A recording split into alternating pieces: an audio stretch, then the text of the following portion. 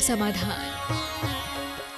बोलिए आदिनाथ भगवान की जय। 3 बार जयकार करेंगे। चिंतामणि पार्श्वनाथ भगवान की जय। वर्तमान शासननाथ भगवान महावीर स्वामी की जय। संत श्रवणी आचार्य भगवान विद्यासागर जी महाराज की जय जय जय। परम पूज्य प्रमाणिक संत महामना मुनिराज प्रमासागर जी महाराज की जय जय जय। परम पूज्य प्रसाद सागर जी महाराज की जय जय जय। परम पूज्य अरा सागर जी महाराज की जय जय जय। परम पूज्य शैल सागर जी महाराज की जय जय। परम पूज्य नकलंक सागर जी महाराज की जय जय। मुनि संघ की जय जय। अहिंसामयी जैन धर्म की जय जय जय। इस धर्म सभा में विराजित सभी भव्यजनों एवं दूर सुदूर अवस्थित जिनवाणी एवं पाठशाला के माध्यम से अपनी शंकाओं के समाधान प्राप्त कर रहे सभी सुधी श्रोताओं सम्यक दर्शकों, आज मैं भोपाल नगर के इस एकवाल मैदान से अहिंसा स्थली से जहां की परम पूज्य आचार्य भगवान विद्यासागर जी महाराज के 5 बाल यति मुनि महाराज विराजमान हैं परम पूज्य प्रमासागर जी के साथ, जिनके श्री मुख से हम निरंतर अपनी शंकाओं के समाधान प्राप्त करके अपने जीवन को नई ऊर्जा नई दिशा दे पाने में समर्थ हो पाते हैं।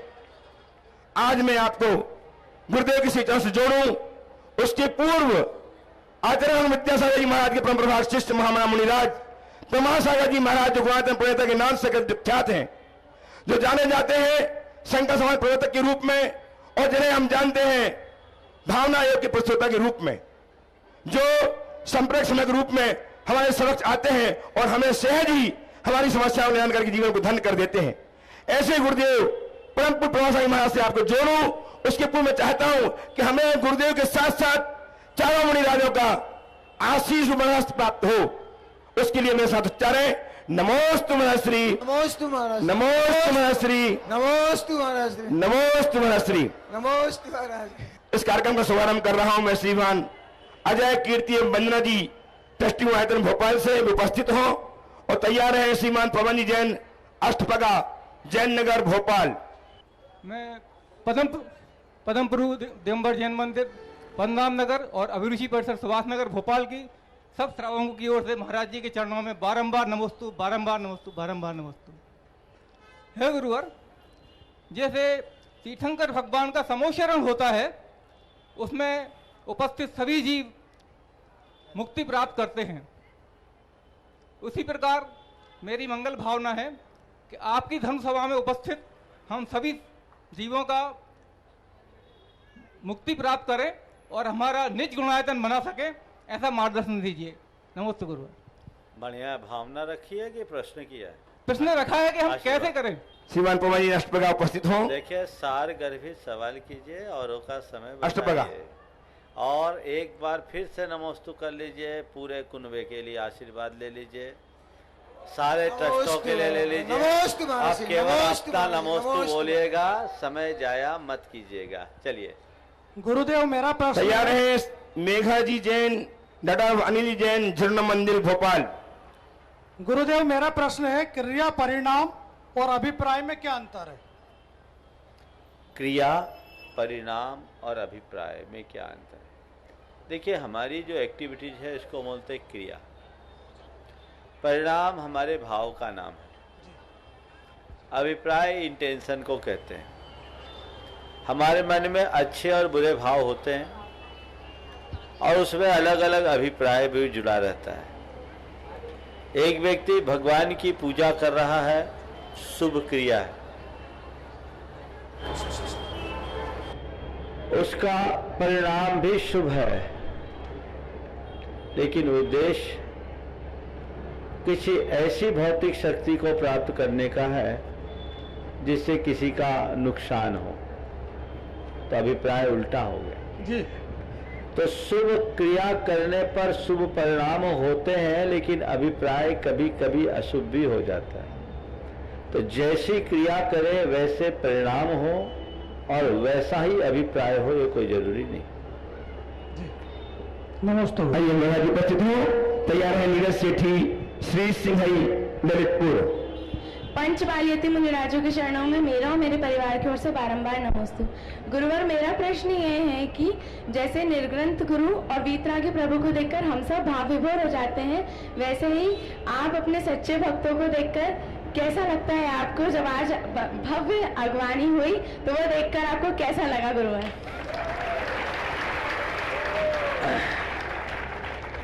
देखिए, आप लोगों की भावाभिव्यक्ति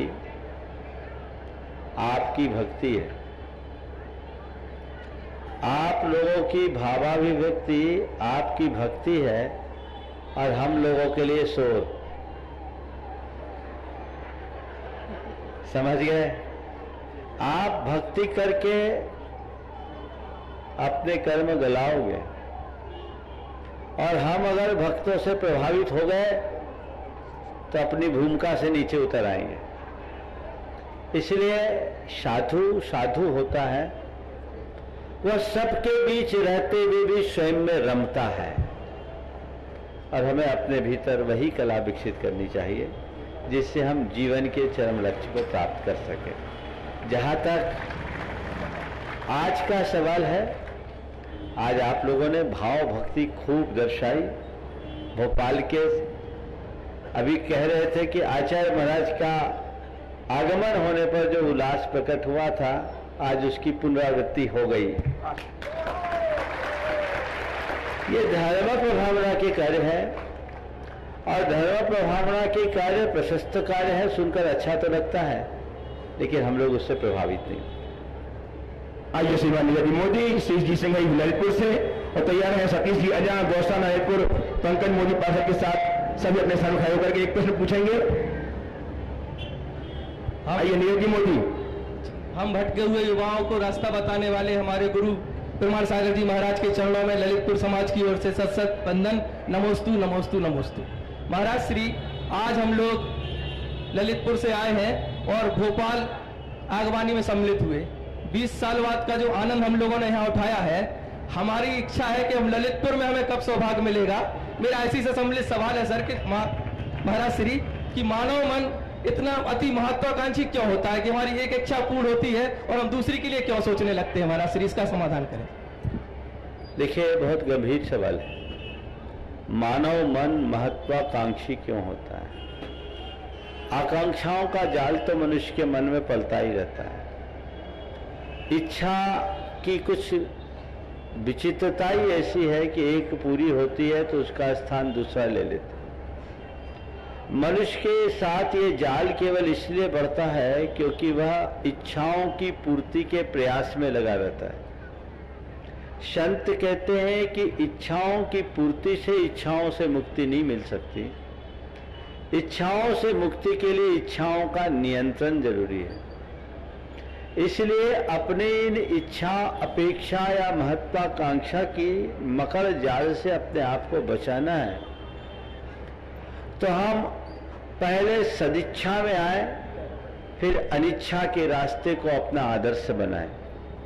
जब तक मनुष्य के मन में संयम और संतोष का भाव नहीं आए, तब तक इस तरह की स्थिति को प्राप्त कर पाना संभव नहीं। नमस्ते। आइए श्रीमान पंकज मोदी के साथ साथ देवेंद्र कुमार जी कामरा साहब टेस्टिमोनियल ललितपुर से अपने सभी संगी साथियों के साथ प्रश्न के लिए और तैयार हैं श्री संजय जैन, स्मृति इंद्रपुरी, भोपाल। महाराज श्री के चरणों में नजा परिवार ललितपुर के पूरी नमोस्तु नमोस्तु।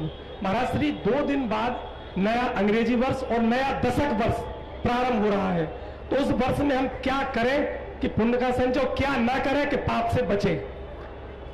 देखिए, बात सही है। 2020 आ रहा है, 2020 आ रहा है। कई बार लोग मुझसे कहते हैं कि महाराज नव वर्ष हम मनाए या न मनाए।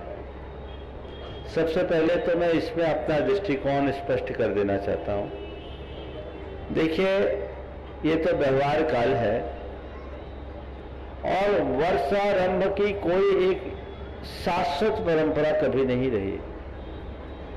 हमारे यहाँ संवत्सर का शुभारंभ श्रावण बदी एकम से आता है। भगवान महावीर के निर्वाण के बाद वीर निर्वाण संवत आया। विक्रमादित्य के बाद विक्रम संवत आया जो चैत्र प्रतिपदा से हुई, शक संवत भी चला। वर्तमान में ईस्वी सन का विशेष प्रचलन है। वर्तमान में पूरा कैलेंडर ग्लोबल हो गया है, सब कुछ वैश्विक पटल पर सोचा जाने लगा है। और इससे भैया इसको थोड़ा ठीक कराओ, सब कुछ वैश्विक पटल पर सोचा जाने लगा है। और इससे एक लाभ ये हुआ है कि पूरी दुनिया एक दूसरे के निकट आ गई।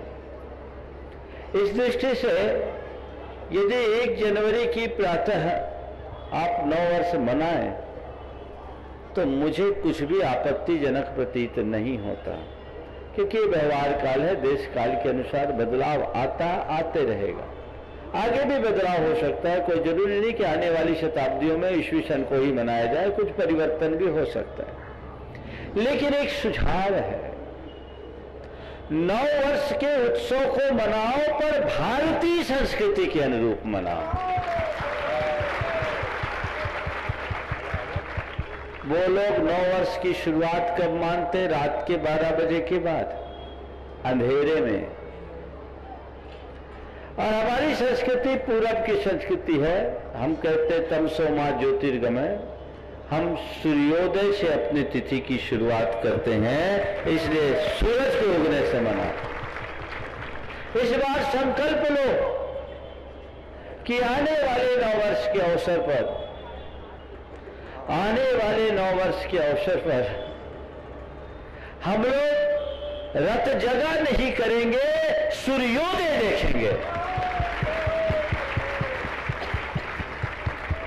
सुबह की पहले सूरज का स्वागत करेंगे उत्साह, उमंग और उल्लास के साथ। ये मन में जगा और इस पूरे वर्ष को मंगलमय बनाने की मंगल कामना लेकर सुबह उठते ही प्रभु की चरण में जाकर उनका अभिषेक करेंगे, नमन करेंगे, पूजन करेंगे, वंदन करेंगे, सारे विश्व की मंगल कामना करेंगे इस भाव के साथ कि सारे लोक में शांति हो, मंगल मंगल हो, जगत का सब मंगलमय हो, इस धरती के हर प्राणी का मन मंगलमय हो, वो स्थिति हमारे अंदर हो, वैसी भावना हमारे अंदर आनी चाहिए।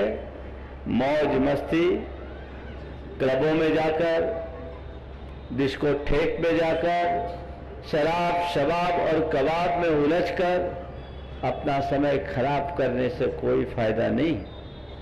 जीवन का सच्चा रस लीजिए, आनंद लीजिए और अपने जीवन के उत्कर्ष का संकल्प लीजिए, तब आप कुछ अच्छा कर सकेंगे। मैं सभी को सलाह दूंगा कि यदि आप 9 वर्ष का स्वागत करने के लिए तैयार हैं, 2020 को सफल और सार्थक बनाना चाहते हैं, तो अपने मन की ट्यून बदल दीजिए, टोन बदल दीजिए, मोड चेंज कर दीजिए और कुछ शुभ संकल्प के साथ अपने इस भावी जीवन को सुंदर बनाने का प्रयास कीजिए, सफल और सार्थक। नमोस्तु। सुदर्शन जी बोलिए। उपस्थित हो श्रीमान संजय जी जैन, स्मृति इंद्रपुरी भोपाल। तैयार हैं श्रीमती लीना जैन, वाइफ ऑफ मनोज जैन, नवीनगर करोन। नमोस्तु गुरुवर, नमोस्तु गुरुवर, नमोस्तु गुरुवर। गुरुवर, आज मैं अपनी शंका लेके नहीं आया हूँ। मैं जिस प्रोफेशन से हूँ उसमें 18 साल से 22-23 साल की बच्चियाँ काफ़ी रहती हैं। गुरुदेव, कल शाम को उन्होंने एक शंका मेरे सामने रखी, तो मैंने कहा ये गुरुवर के सामने रखूंगा, मुझसे बेहतर वो ही समझा पाएंगे। उनकी गुरुदेव एक शंका थी कि क्या हमारा जो जैन धर्म है उसमें समस्त मुनिराज वगैरह अधिकतर त्याग की एवं दान की बातें करते हैं, और वो क्या इसका मतलब हमारा जो जैन धर्म है उसका सिद्धांत या उसका आधार केवल त्याग एवं दान ही है क्या? और यदि अगर यही है तो फिर हम जीवन में उच्च शिखर को छूने का प्रयास क्यों करें? अगर हमें जब त्याग ही करना है तो हम उच्च शिखर पे जाकर क्या करेंगे फिर? कृपया गुरुदेव इसका समाधान करें। उन बच्चियों से मैंने कहा कि आप शंका का समाधान करेंगे। देखिए, बहुत ही गंभीर सवाल है। प्रायः जब हम जैन धर्म की बातों को समझते हैं तो बड़े उछले रूप में समझते हैं। देखने में ऐसा आता है कि जैन धर्म में त्याग और दान की प्रधानता है, लेकिन त्याग और दान का ये स्वरूप तो बिल्कुल बाहरी रूप है। जैन धर्म का असल रूप अपने मानवीय भावनाओं को बढ़ाते हुए चेतना के रूपांतरण का है। उनसे बोलो कि जैन धर्म का असली रूप क्षमा है, मृदुता है, ऋजुता सरलता है, पवित्रता है, सत्य है, संयम है, तप है, त्याग है, आकिंचन है और ब्रह्मचर्य है, जो उदात्त जीवन मूल्य है। ये जैन धर्म है। जैन धर्म सीख देता है प्राणी मात्र से मैत्री हो, गुणी जनों के प्रति प्रेम हो, दीन दुखियों के प्रति करुणा हो और जिनके विचार हमसे विरुद्ध हैं उनसे न्यूट्रल रहे, मध्यस्थ रहें। ये जैन धर्म का मूल स्वरूप है। ये त्याग और दान की जो बात है ये बाहर की बात है, भीतर की बात नहीं है। त्याग और दान ही जैन धर्म नहीं है। हाँ, जो अपने जीवन की सच्चाई को जानता, अपनी आत्मा को पहचान लेता है और जो अपने जीवन को निखारना चाहता है वो उत्साहित होकर त्याग भी करता है और दान भी करता है। नमोस्तु गुरुवर नमोस्तु। उपस्थित श्रीमती लीला जी धर्मपत्नी मोदी जैन नेमनगर करोन और तैयार है श्रीमती अंजू जी जैन दिल्ली से ट्रस्टी गुणायतन। पांचों बाल्यती मुनिराजों को मेरा और मेरे परिवार की ओर से नमोस्तु नमोस्तु नमोस्तु। मेरी शंका यह है कि जीवन में पर्यावरण का विशेष महत्व है, लेकिन आज के दूषित होते पर्यावरण में हम किसी न किसी बीमारी से ग्रसित होते जा रहे हैं। इससे कैसे बचे? मेरी शंका का समाधान कीजिए। देखिए, पर्यावरण की समस्या प्रकट किसने की? आज ये बड़ा ज्वलंत प्रश्न है। आने वाले दिनों में पर्यावरण हमारे लिए एक बहुत बड़ी समस्या बन रही और आज भी देश के कई महानगरों में तो हालत खराब है। दिल्ली में तो सांस लेना भी लोगों को दुभर हो रहा है। इस पर्यावरण को बिगाड़ने का जिम्मेदार कौन है? कौन है? आदमी है, मनुष्य है। हमने पर्यावरण को छेड़छाड़ किया है, पर्यावरण के साथ छेड़छाड़ किया है, प्रकृति के सौंदर्य को खंडित किया है, उसे नष्ट भ्रष्ट किया है, जबकि उसका हमारे जीवन में बहुत महत्वपूर्ण स्थान है। इसके लिए जागरूकता होनी चाहिए। पूरे देश में एक जागरूकता का अभियान होना चाहिए। हर व्यक्ति को पर्यावरण के प्रति जागरूक होना चाहिए। प्रथम चरण में ऐसा करना चाहिए कि ऐसा कोई कर्म न हो जिससे पर्यावरण प्रभावित हो। मैं आप लोगों को सलाह दूंगा, पर्यावरण को ठीक रखना चाहते हो तो सिंगल यूज पॉलीथीन का यूज बंद करिए। सरकार उस पर बैन लगाए, रास्ता मत देखिए। पेड़ों से छेड़छाड़ बंद कीजिए। कोशिश कीजिए अधिक से अधिक पेड़ लगाने की। जल के जो स्रोत है उनका अनावश्यक अंधाधुंध दोहन मत कीजिए, उन्हें सुरक्षित करने की कोशिश कीजिए, नहीं तो आने वाली पीढ़ियों के साथ आप बहुत अपराध करोगे। सारे जल स्रोत और जलाशय शुष्क होते जा रहे हैं, सूखते जा रहे हैं आपके द्वारा किए जाने वाले अतिक्रमणों के कारण। इसलिए एक पर्यावरणविद मेरे पास आए थे, उन्होंने कहा कि महाराज जितने भी नदियां और जलाशय है, अगर उनके दोनों ओर 50-50, 100-100 मीटर तक पेड़ लग जाए तो हमारे जल स्रोत आने वाले सैकड़ों साल के लिए सुरक्षित हो जाए। ये प्रयास करना चाहिए। आप लोग भी ये प्रयास कीजिए, पर्यावरण के लिए जागरूक होना चाहिए। जैन धर्म तो हमें पर्यावरण की रक्षा का उपदेश देता है। पर्यावरण के खिलवाड़ को, पर्यावरण से छेड़छाड़ को जैन धर्म में अनर्थ दंड की संज्ञा दी गई है। वो अनर्थ दंड ही नहीं, अनर्थ दंड है, महाभयानक है, इससे बचे। आइए श्रीमती अंजू जी जैन दिल्ली से ट्रस्टी गुणायतन और तैयार है श्रीमती कीर्ति जी पुत्र मलाल के साथ ट्रस्टी गुणायतन दिल्ली। ओ दीजिए अंजू जी उपस्थित हो। तैयार रहेंगे श्रीमती कीर्ति जी पुत्र मंडल के संग नमस्ते दिल्ली से ट्रस्टी गुणायतन। नमस्ते गुरुदेव, हम हमेशा कहते हैं कि चादर पैर उतने ही पसारो जितने की चादर हो, लेकिन जब हम अपने आराध्य के दर्शन करते हैं तो उन जैसे बनने की भावना भाते हैं, जबकि हम तो उनकी चरण की धूल भी नहीं बन पाते। तो क्या ये हमारा अतिरेक नहीं है? नहीं, अतिरेक नहीं है, ये अच्छा है, क्योंकि ये चादर फ्लेक्सिबल है, ये फैल सकती है, इसमें इलास्टिसिटी है। ऐसा ही भाव रखना चाहिए कि हम जिस आदर्श की पूजा करते हैं हम उनके समान बने, और ऐसी भावना करने वाला ही अपना उत्कर्ष कर सकता है। आइए श्रीमती कीर्ति जी महाराज जी के साथ दिल्ली से टेस्टिफाइतन तैयार है। श्रीमन मनोज जैन कन्नौज से टेस्टिफाइतन। नमोस्तु गुरुदेव। अधिकतर ऐसा सुनने में आता है कि जिसके पास धन है उसके लिए धर्म करना अधिक आसान होता है। तो गुरुदेव आप इस मंच के माध्यम से बताइए कि वास्तविक धर्म करने के लिए या अध्यात्म को अपने जीवन में आत्मसात करने के लिए धन का कितना स्थान है? भाई अगर ऐसी धारणा है कि जिसके पास धन है वो अच्छे से धर्म कर सकता है, तो तुम सब धनी हो कि नहीं पहले ये बताओ, है ना? सबके पास तुम सब धनी हो और हम लोग निर्धन। धनहीन है कि नहीं?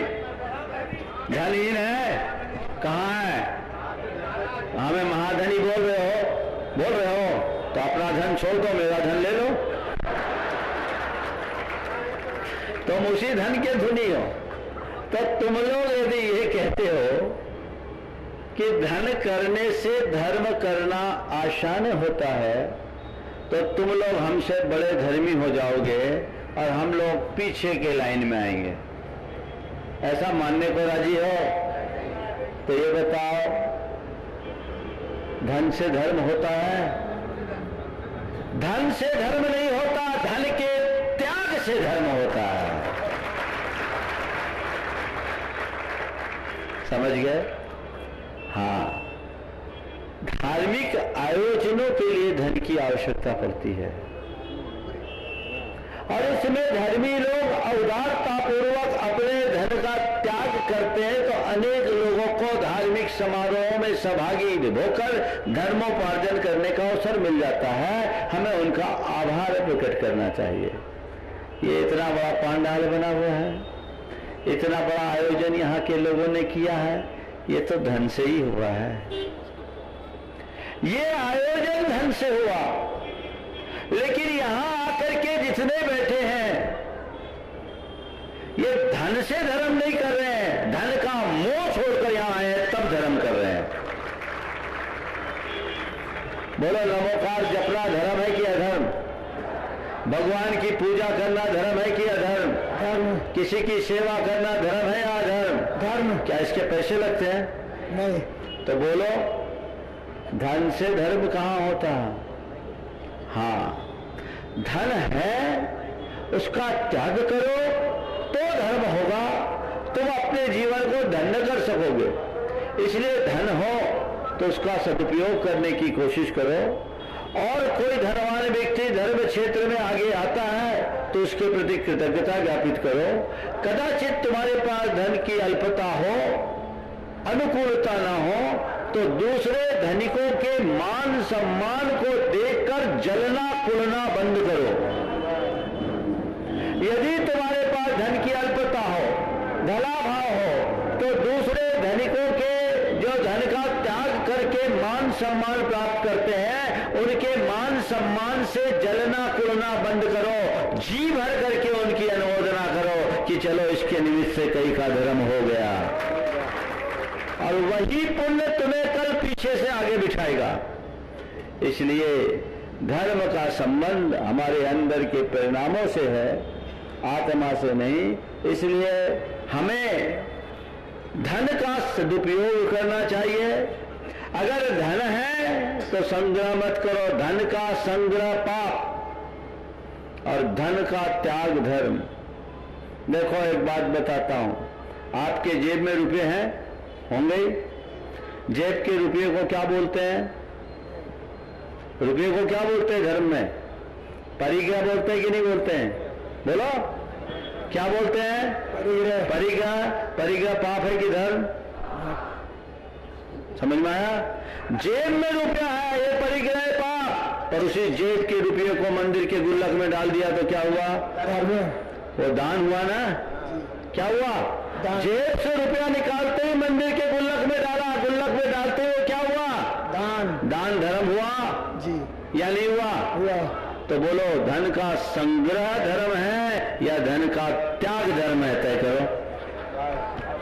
समझ गए? तो हमारे पास टेक्नोलॉजी है, तुम्हारे पाप को पुण्य में बदल देने की, निकाल देना सब।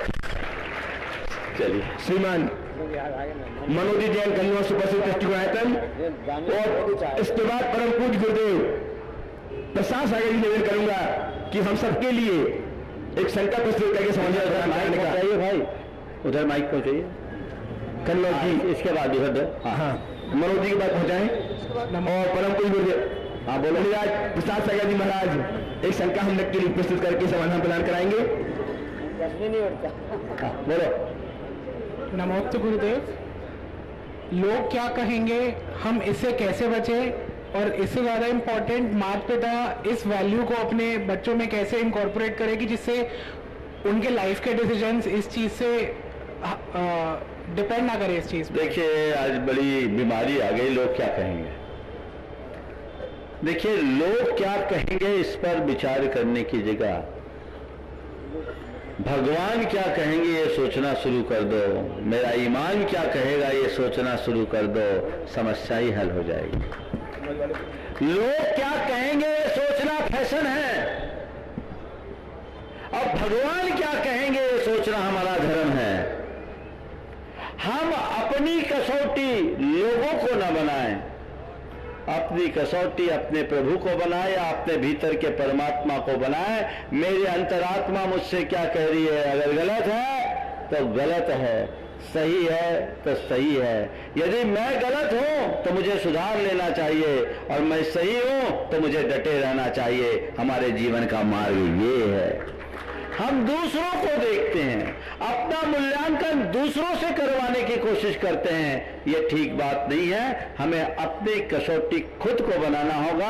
हमारे भीतर का परमात्मा जो सर्वचक्षुष्मान है वो क्या कहेगा ये सोच लो, जीवन बदल जाएगा। उपस्थित हो ट्रस्टी बनाते श्रीमान मनोजी जैन कन्नौज से और इसके बाद परम पूज्य महाराज प्रसाद सागर महाराज हम सबके लिए समाधान प्रदान करने की प्रश्न का प्रस्तुत करेंगे। गुरुवर के चरणों में कन्नौज जैन समाज की तरफ से नमोस्तु नमोस्तु। गुरुवर प्रश्न तो मेरे पास कोई है नहीं, मेरी ही भावना एक है कि कन्नौज वालों को अब कब सौभाग्य मिलेगा आपका इतना लंबा विहार कराने का शिखर जी के लिए। हम लोगों की भी इच्छा है कि आपका विहार पूरा हम ही लोग कराए कन्नौज वाले। देखिए कन्नौज वाले बड़े भाग्यशाली हैं। जब मैं सम्मेद शिखर जी से जयपुर की ओर जा रहा था तो इलाहाबाद से लेकर आगरा तक का संपूर्ण बिहार इन लोगों ने बहुत ठाट बाट से कराया। और देखो हमारे नगर में आए ये निवेदन लेकर के तो सब आते हैं, पर ये कन्नौज वालों का दिल कितना बड़ा और भावना कितनी बड़ी कि महाराज कब लंबा बिहार और हम बिहार कराने आए, निवेदन करने आते हैं। ये लोग जब आते हैं तब यही निवेदन करते हैं।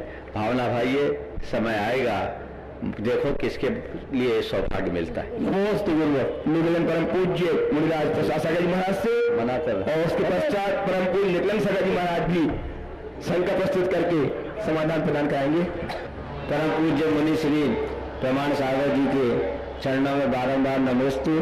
और मैं मुनि संघ से की ओर से और समस्त जनता की ओर से यह शंका चरणों में निवेदन करना चाहता हूँ कि जीवन को सार्थक और सफल कैसे बनाएं, ताकि हमारा जीवन जैसे तीर्थंकरों ने बनाया, अपने आप ने उन्नति की है और अपने आत्मस्वरूप को प्राप्त किया है, किस तरह से श्रावक गण अपने आत्मस्वरूप को पहचान पाए। कृपया हमारा मार्गदर्शन प्रदान करने की कृपा करें। देखिए महाराज श्री ने जो सवाल किया है वो मेरे माध्यम से आप सब तक एक संदेश दिलाना चाहते हैं। मैं जानता हूं कि इस जीवन को सफल और सार्थक बनाने के सूत्र तो आप लोगों को ये 4 महीने से रोज दे रहे होंगे, लेकिन फिर भी आज आपने पूछा है, हमारे मुख से कुछ संदेश दिलाने के ख्याल से यदि व्याख्या करूं तो पूरा सत्र चला जाएगा, लेकिन बहुत ही संक्षेप में सूत्रों में मैं कहूंगा। बीज की सफलता या सार्थकता कब होती है?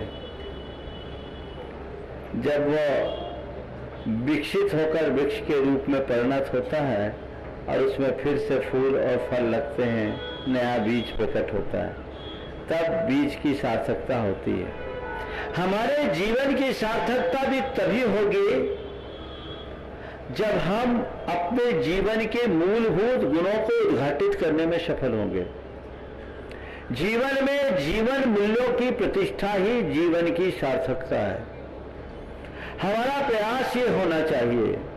महाराज श्री ने तो बहुत आगे तक की बात पूछ ली, तीर्थंकरत्व तक हम कैसे पहुंचे, पर मैं अभी आपसे ये कहूंगा, भगवान बाद में बनना, इंसान बनने की कला सीख लो, भगवान तो बन ही जाएंगे। मनुष्यता जब तक तुम्हारे भीतर प्रतिष्ठित नहीं होती तब तक जीवन रूपांतरित नहीं हो सकता। तो मानव मात्र के भीतर मनुष्यता की प्रतिष्ठा हो, ये प्रयास हमारा होना चाहिए। तीर्थंकर भगवंतों ने जो हमें उपदेश दिया है, चाहे वो गृहस्थ जीवन का हो या मुनि जीवन का, अपनी भूमिका रूप यदि उन्हें हमने स्वीकारना शुरू कर दिया तो उत्तरोत्तर हम अपने जीवन को आगे बढ़ा सकेंगे। हम तीर्थंकरों के जीवन चरित्र को पलट करके देखें, वो एकाएक तीर्थंकर नहीं बने। कोई भी तीर्थंकर अनादि से तीर्थंकर नहीं रहे।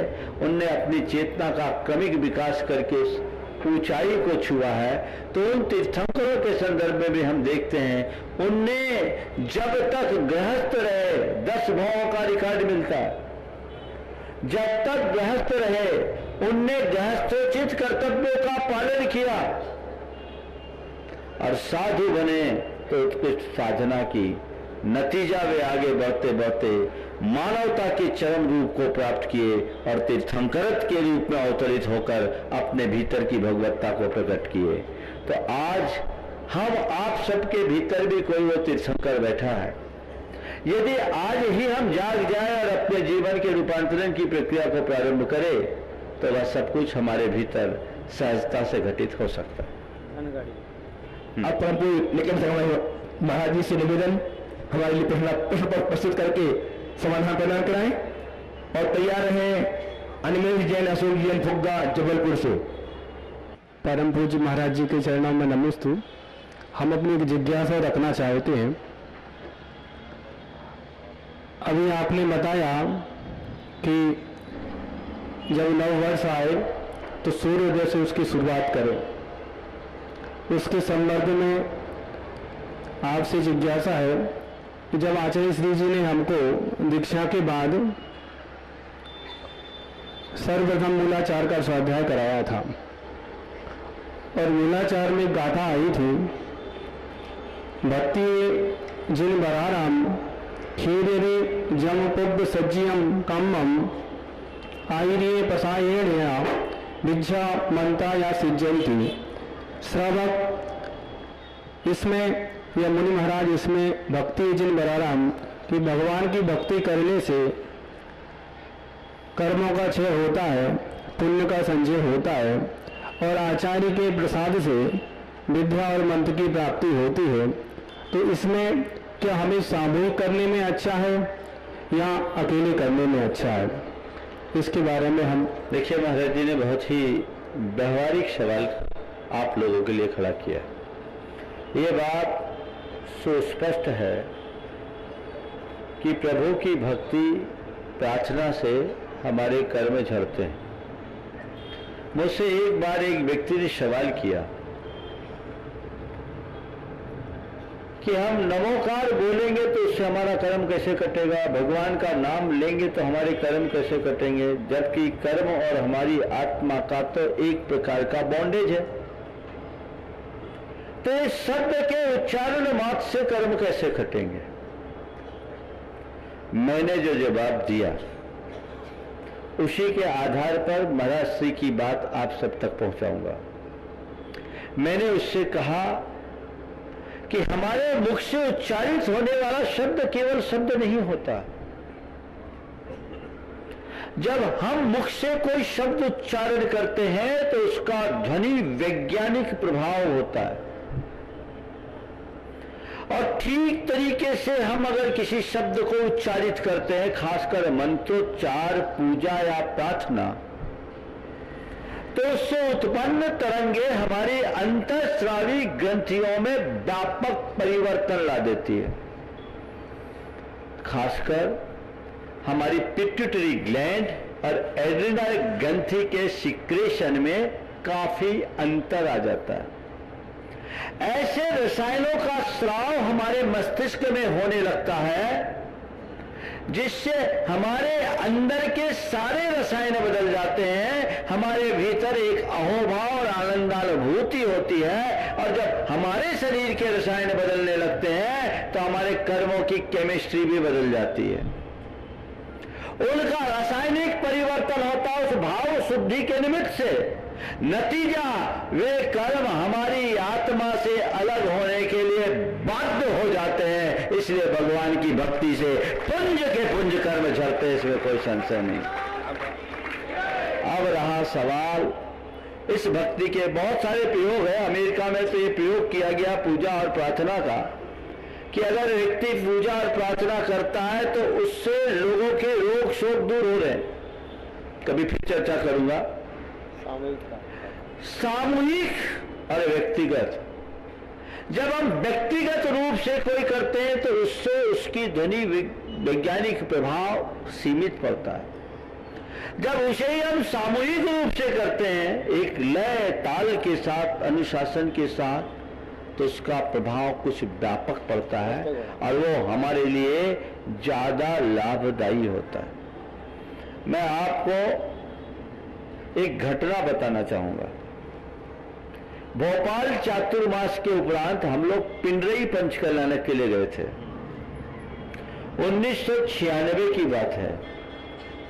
वहां 85 घर की जैन समाज और वहां गजरत महोत्सव होना था।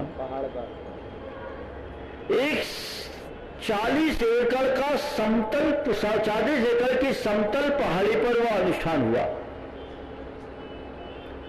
और आप सब सुनकर ताज्जुब करोगे, 25 किलोमीटर की परिधि में हर गांव में, हर घर में मेहमान थे।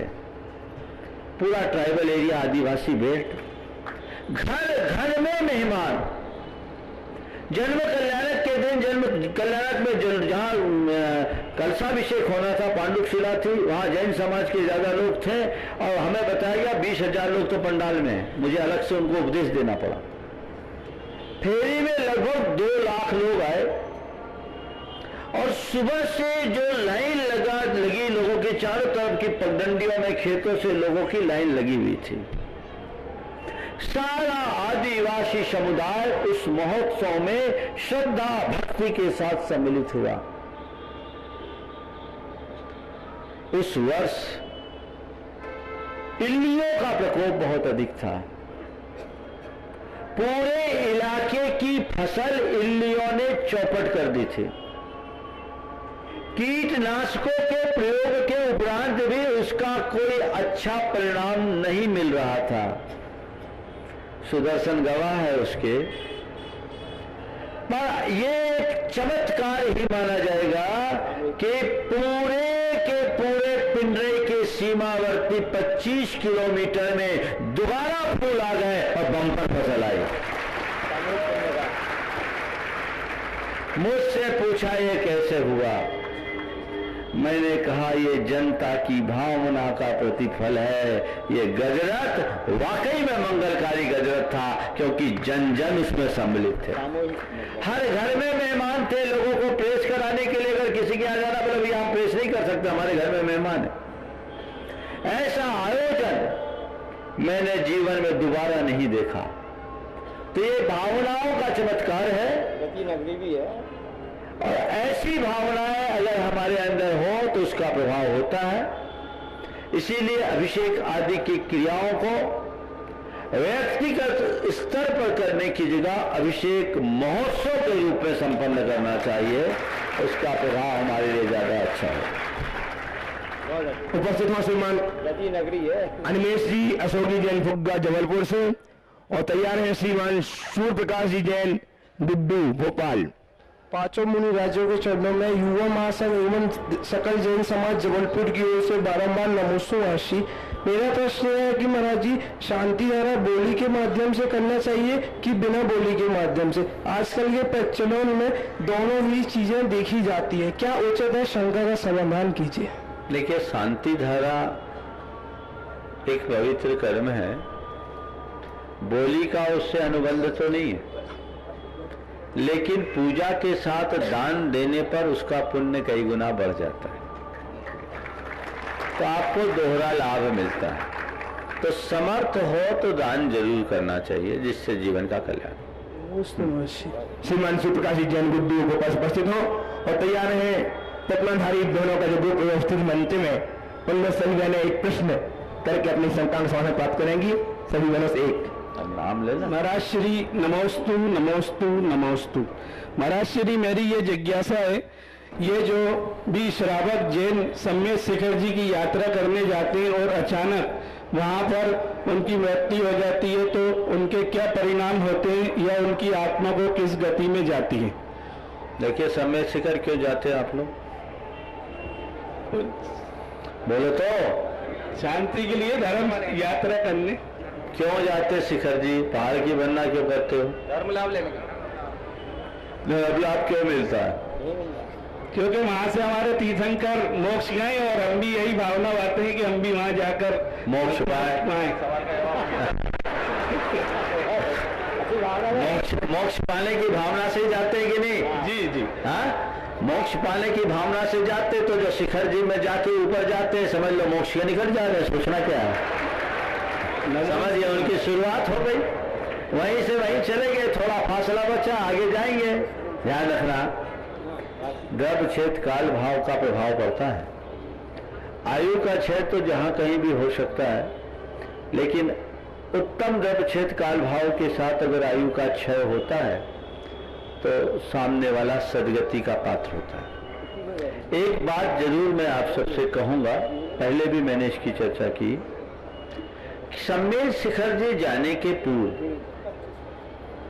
जो कार्डिक पेशेंट है अपना चेकअप करा लेना चाहिए। अधिकतर लोगों के जो आर्टरीज है वो ब्लॉक होती है, पता नहीं रहता, और ऐसे में लगातार पर्वत चढ़ने से कुछ गड़बड़ियां भी हो जाती है। हालांकि जो चले गए वो तो भाग्यशाली हैं, दुर्भाग्य तो उनके पीछे वालों का है। दुर्भाग्य उनके पीछे वालों का है, तो पीछे वालों का दुर्भाग्य बलवान न हो, इसलिए लोगों को अपना समय समय पर चेकअप कराते रहना चाहिए। और मैं तो एक सलाह और देता हूं, साल में एक शिखर जी की वंदना कर लो, टीएमटी टेस्ट की जरूरत ही नहीं पड़ेगी, सब चकाचक रहेगा और आपका जीवन आनंदित बना रहेगा। हाँ, तो सारी बहनें प्रश्न प्रस्तुत करें और तैयार है अन्वेषा जैन पुत्री श्रीमती माधवी जैन ब्रिस्बेन ऑस्ट्रेलिया से। आचार्य गुरुवर विद्यासागर महाराज की जय, पंचवालयती श्री पंचमुनि महाराज की जय। प्रमाण के बाद जो प्रमाण से करते ऐसे प्रमाण सागर महामुनि महाराज को मन भटकाए पूर्वक नमोस्तु नमोस्तु नमोस्तु।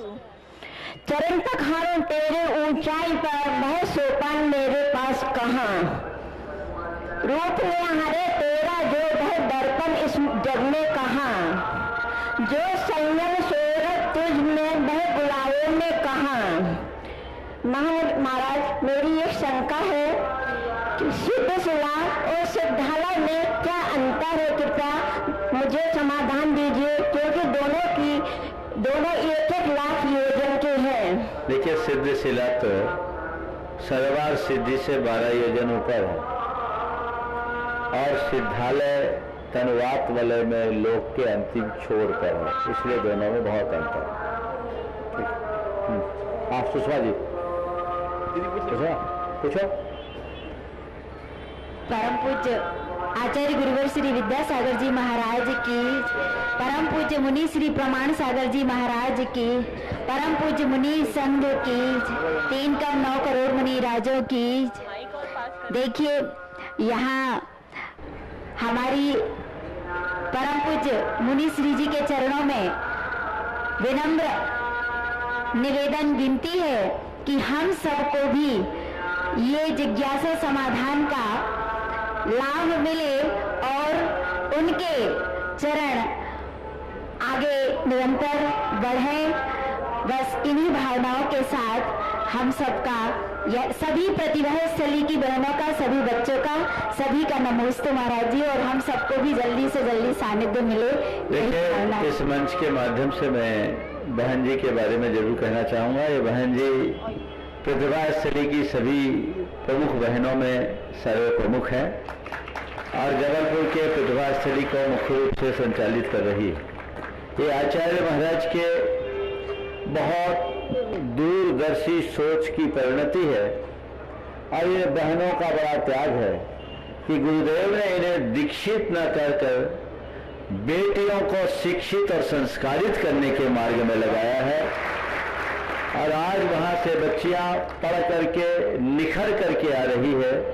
हमें इनका जितना अभिनंदन हो करना चाहिए और मैं आप सबको सलाह देता हूं, आज के इस दौर में अपने बच्चों और बच्चियों के संस्कारों को सुरक्षित रखना चाहते हैं तो प्रतिभा स्थली में अपनी बेटियों को भेजें ताकि आपकी बेटी वहां से पककर तपकर और संस्कारित होकर बाहर निकले।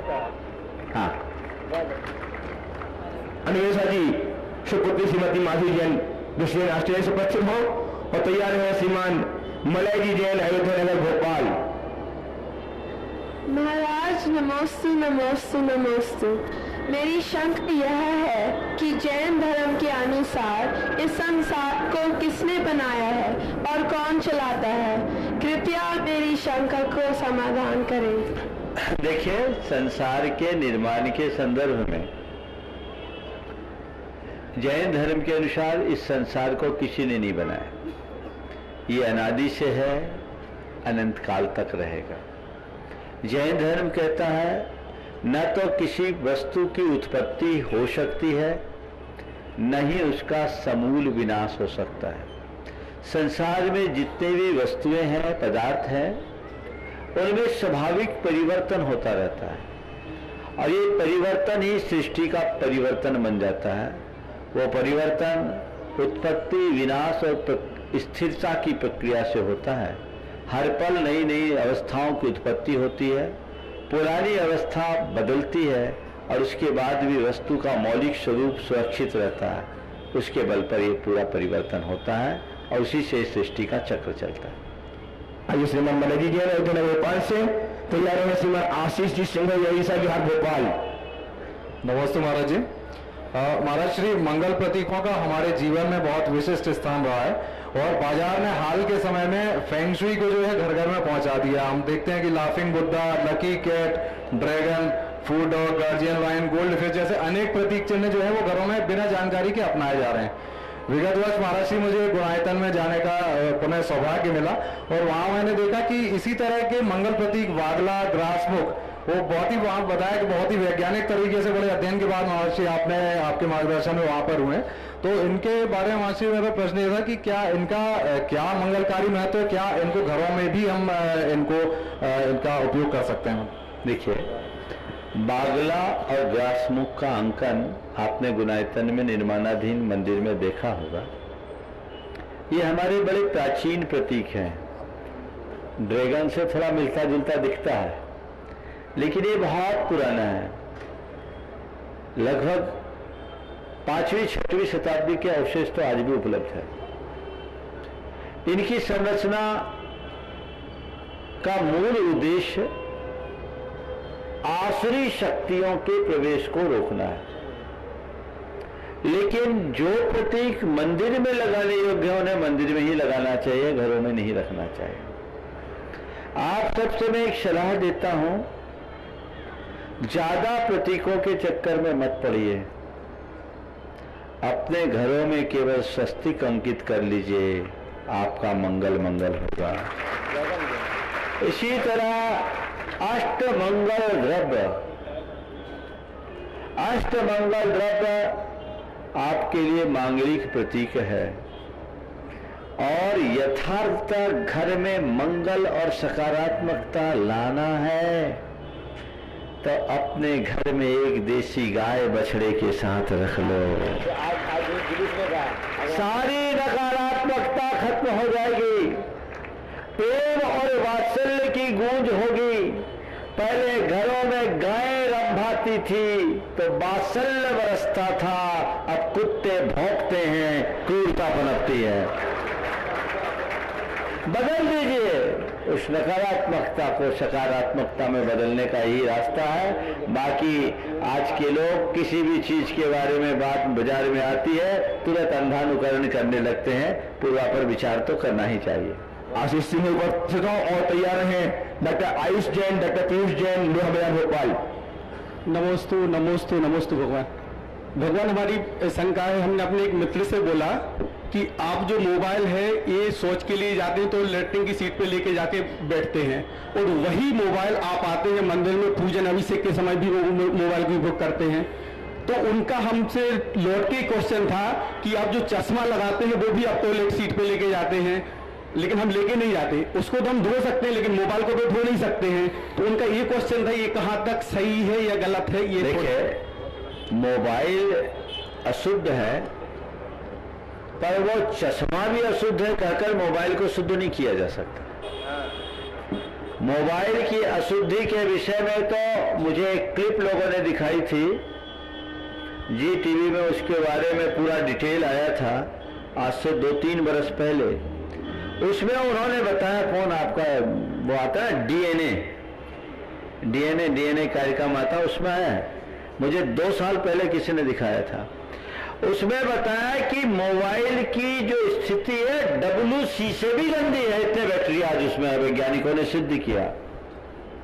और अब ये डॉक्टरों को सलाह दी जाने लगी है कि ऑपरेशन थिएटर में मोबाइल न ले जाएं।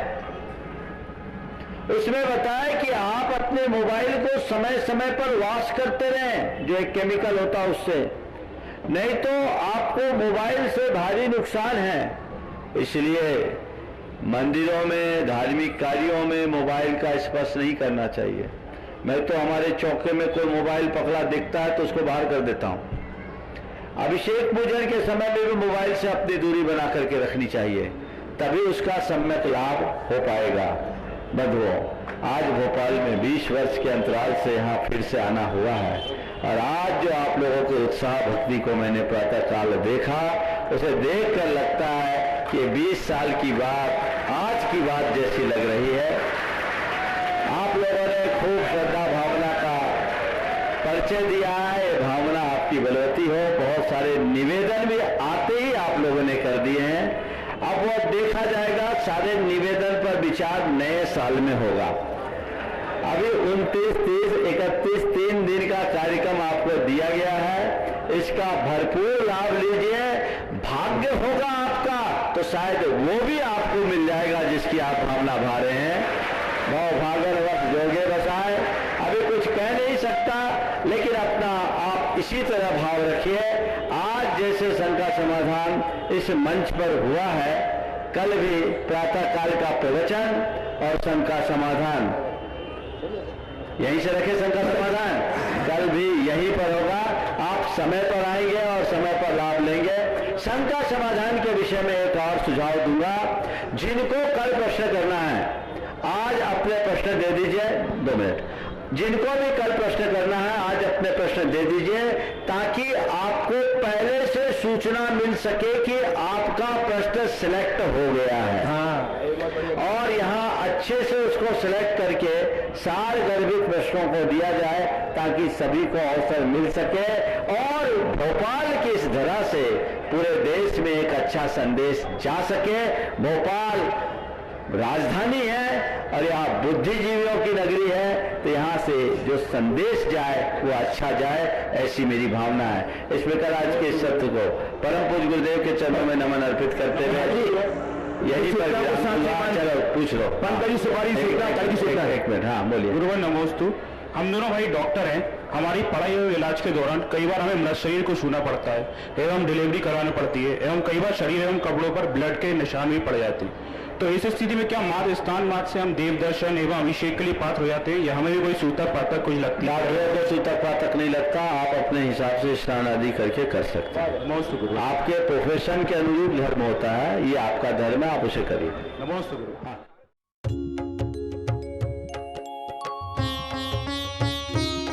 शंका समाधान।